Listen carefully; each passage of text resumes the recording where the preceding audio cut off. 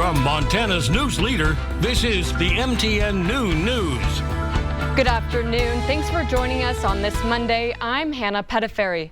Let's get right to our top story. Elder fraud scams are sweeping the country, and Montana isn't immune. An 85-year-old woman in Yellowstone County was recently conned out of her life savings in a PayPal scheme.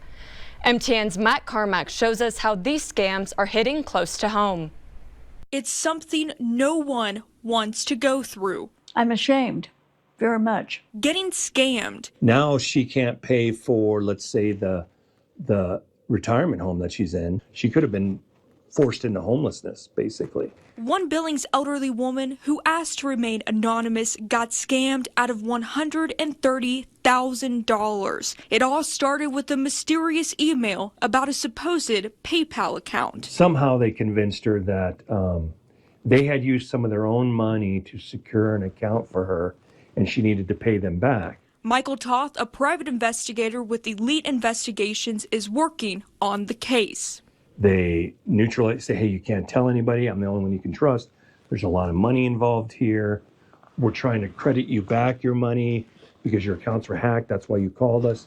It seemed that there had been fraudulent activity, and I wanted to unwind it.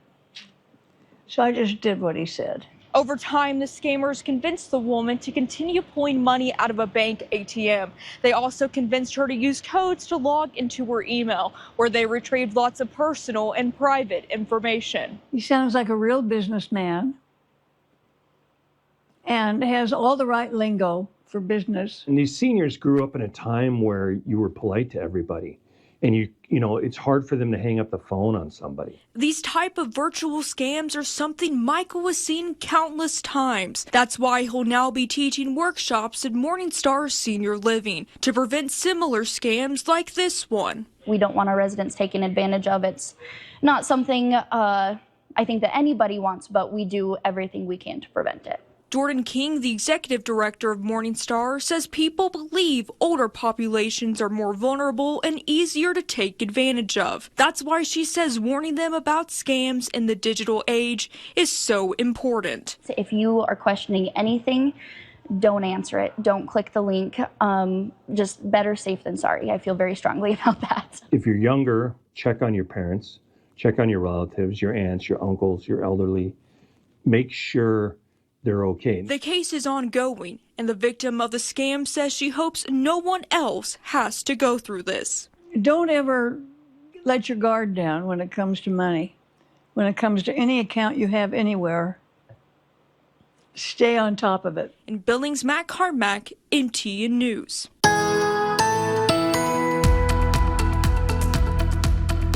Well, I do hope everybody's having some R&R and some of you celebrating the 3-day holiday.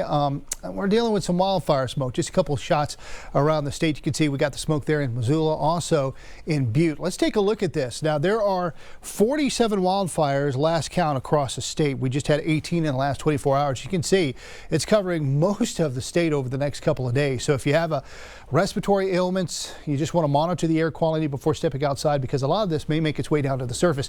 Even the general population who really not affected by the wildfire smoke, it could affect you as well. I hate to say that because a lot of folks outdoors today grilling for the Labor Day weekend. Other than that, a lot of sunshine, warm temperatures, 70s and 80s. We'll have a complete look at that forecast for you coming up here in just a bit. Thanks, Miller. Ahead of hotter, drier weather, fire crews are making progress on 2 major wildfires in Montana. A new management team took over the command of the Bivens Creek fire about 15 miles northwest of Virginia City. That fire has burned more than 2,100 acres and is now 76% contained. To the south, crews are still working the Cloudrest fire, burning over 3,100 acres with containment at just 20%. Both fires started earlier this month from lightning strikes. Nearly 600 firefighters are on the lines. Investigators are looking into the shooting death of an 18-year-old man that occurred in a remote area west of Melrose last Monday. MTN's Megan Thompson has more on this story. Here in this remote area outside of Melrose, a Butte teen died of a gunshot wound around 6 in the evening on August 25th. According to the Beaverhead County Sheriff's Office, the incident is still under investigation. In a press release, Beaverhead County Sheriff David Went said that the teen suffered a self-inflicted gunshot wound. 2 other teens who were present at the time of the shooting were transported back to Butte by the Montana Highway Patrol. Sheriff Went reports that alcohol and marijuana were factors in the incident. The sheriff believes the teens may have acquired the marijuana at a Butte dispensary. The case remains active. A family member of the victim told me via text message that they believe the incident was an accident, according to information that was relayed to them via an eyewitness. She said they are grieving the loss of 18-year-old Eric Lewis, a recent graduate of Butte High School who loved his friends, music, and his Chevy. His family members said that Eric was on his way to a bright future as a plumber after he placed top 5 in his class recently. A celebration of Eric's life will be held within the next 2 weeks. Outside of Melrose, Megan Thompson, MTN News. A former Butte police officer faces a felony charge. MTN's John Amy tells us how a disturbance at the Butte jail 2 years ago led to the charge. A former Butte police officer faces a charge accusing him of allegedly threatening an inmate he was booking into the Butte jail 2 years ago and allegedly using a racial slur.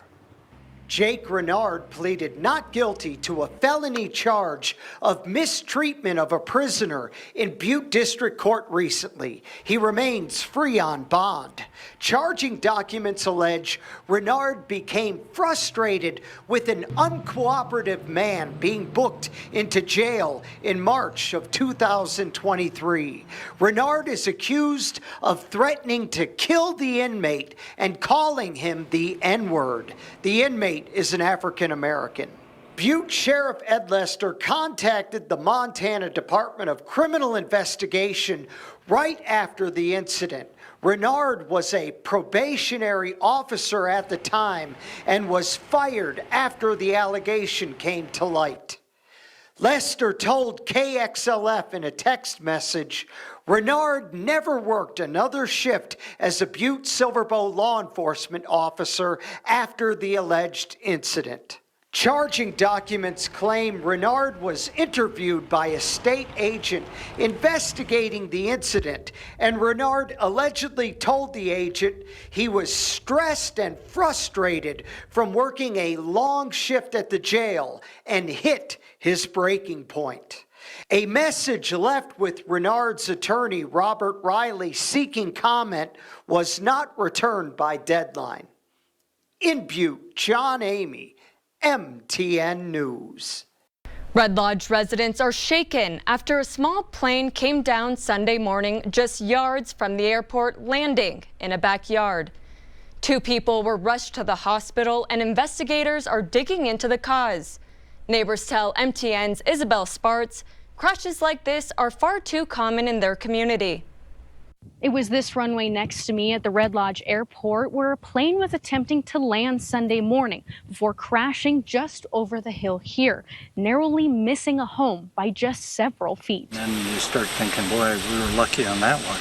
It was an unexpected morning for Kristen Cogswell and Rod Fordle. I had watched the plane come down. It came down between 2 trees and just above our house. At around 9 a.m., they were startled to see this World War II trainer plane crash just outside their deck. I heard a loud crash, and I looked out the window, and there's a plane in the yard, and I just started yelling for my son to call 911. Our apparatus got on scene pretty quickly, established that there were 2 occupants in the plane. Both suffered some injuries, but are both stable. It happened during the annual Wings and Wheels flight show at the airport. Red Lodge Fire Assistant Chief Torsten Prahl says the plane was attempting to land on the runway, taking out a power line on the way and injuring the 2 occupants on board. We're about 200 to 300 yards from the end of the runway. We did have some fuel spillage that we shut off the fuel line for the airplane. But the couple says this close call isn't the first time. This is the third time that there's been an accident here. In just the 5 years they've lived in their home near the airport, they've seen multiple plane crashes and worry the town is outgrowing itself. The airport has continued to grow too, and it's